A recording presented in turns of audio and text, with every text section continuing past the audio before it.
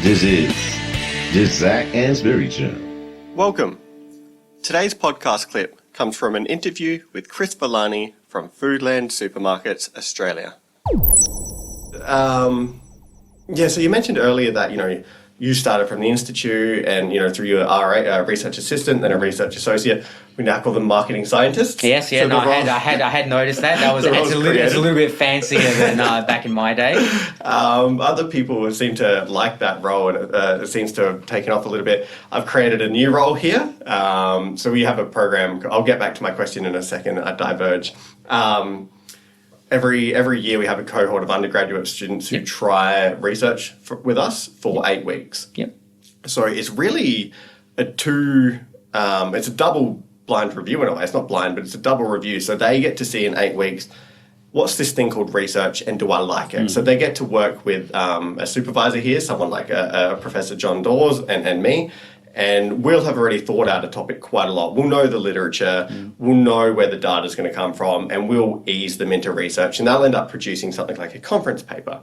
And then so they can see, do I like research? And then we can also then screen out candidates before they get to a 2-year master's degree and see, do we actually like this candidate? Do we like their attitude? And are they capable of doing a master's? Because we no longer have honours. And so we used to always call them, or they were called, summer vacation scholars. That's right. And we've always discouraged we think of them as employees to refer to themselves as students. So we have marketing scientists who just happen to be doing a master's by research. And we have senior marketing scientists who just happen to be doing a PhD. So their primary role is actually their job and the way they're contributing to the world, and they're getting a research education as a side. So I've invested that into this summer vacation program. So we don't call them summer vacation students anymore. We call them summer vacation scientists. I think that's I think that's actually a really good call as well, because I guess there's not necessarily a negative stigma with being a student, but when you call yourself a student, you see yourself in a certain way, or others see yourself in a certain way. But having kind of grown up at the Ehrenberg-Bass Institute, you're anything but a student. Anything but. It's vastly different being here. It is. And I didn't realise just as much until not only had I started to go to, in junior PhD year, you go to, they call them doctoral colloquiums, if I'm even saying it right. And it's basically the other PhD students from the other universities. You'll congregate, talk about your research. It's a good networking opportunity. And you hear about sometimes the lack of opportunities that they get. Sometimes they can't even tutor courses.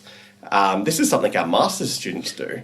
And the PhD students aren't doing it. I was running a course after I finished, running a postgrad course after I finished, and then I was doing research for like multinational organizations.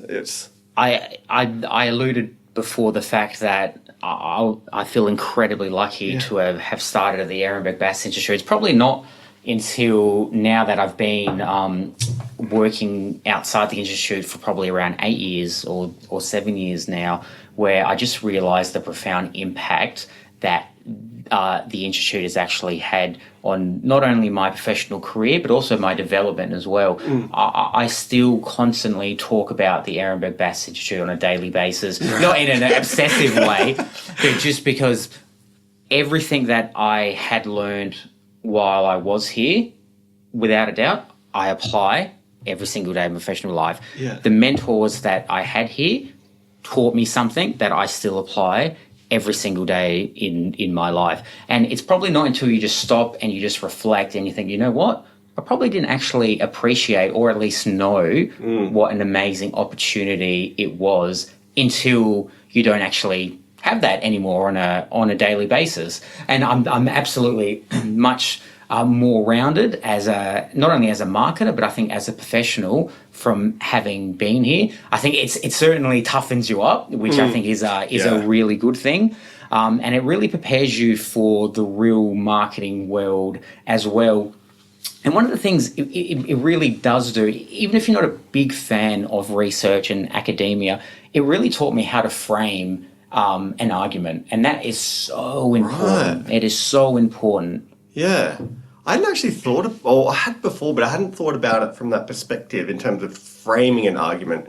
Because what I find in similar experience, and it doesn't necessarily have to be about marketing or anything work-related, the level of thinking, and I tell this to especially as that you get from, you know, just doing an extra research degree and higher degree by research, you're forced to articulate your arguments and to counterbalance different people's arguments to form your own opinion.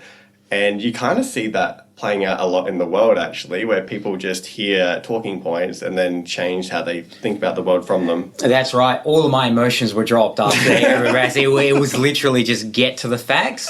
Yeah. Here are my facts. Where are yours? Yeah. And that's that has really held me in fairly decent regard. Yeah. So far. And because I won't get into what the argument was, but I was talking to someone recently about something that was happening in the world, and they put forth a case, and I put forth a case.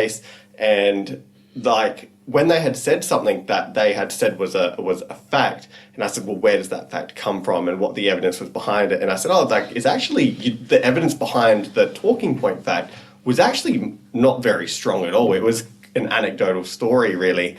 And when I pointed out that that's not a very scientific way of thinking about the world and not an evidence-based thinking about the world, there's a little bit of a conflict there. And I'm like, so what I'm looking for as a researcher, and I was trying to explain to them, is, you know, big studies that have looked at big samples of people and, you know, have been properly produced type of thing. Changes your way of thinking about the world. It does. No, look, it really does. And I'm actually quite fortunate that in my current marketing team, I actually have some graduates of the Ehrenberg-Bass Institute, which is a really nice thing. Yeah, I've noticed that. So, is there a reason that you would not drawn to, but why you decided to recruit more people from the institute as opposed to looking outside? So I think the first thing that I should say is they got employed because they are brilliant in their absolute own right. So they were all of them are very strong candidates. They ticked all the boxes, and I think that's one of the things that the institute does extraordinarily well, is that it actually does make people work ready. Yeah. You can get someone who thinks a similar way to you, which isn't always a good thing, by the way. Sometimes it's always good to be challenged. But one of the things that I do reinforce to the team a bit is the fact that we are lucky that we kind of got grown up and brought up with the laws of growth and marketing science. And I think we take for granted the fact that if you're not living it and breathing it every day, it can be quite difficult to comprehend and also apply. And the fact that I have a team of marketers who know it like the back of their hand is just an absolutely fantastic thing. And it makes my job very easy, and they make me look very good. That's what you want. That's right. Bring That's on right. board to make you look good. It's good to hear that they're doing quite well. They are. Because I know about Nicole Richards and PJ Tan. Yep. Am I missing someone? And Regan. Oh, of course. Yes. Yeah, of course. She's the newest one, isn't she? Yes. Yes. Yeah, I completely forgot that she'd... Yeah. Yeah, so both of them are all three of them, wonderful people. Brilliant. Yep. Out of all of them, I probably spent more time with Nicole, because Regan she was a research assistant with us, so she was she sat downstairs, and research assistants they come to the networking events and whatnot, but you don't see them as much. But Nicole I got to know quite well. Wonderful girl. Is she doing well? Yeah, she's doing extraordinarily well. And one of the really good things about leading people, and at this point in my career that I am, I absolutely love seeing people develop. And Nicole has been in my team now for, I should know this, probably about 2 years. I was about to say, I think it's about 2. And the growth I've seen within her in those 2 years has just been extraordinary. I've seen her, I still remember the day that I interviewed her. That day to where she is now, it has been absolutely amazing. She's come in leaps and bounds, and that's as a manager, as a leader, that is just so fantastic to see. And she is the future of marketing, and that's really nice for me to help shape that. Yeah.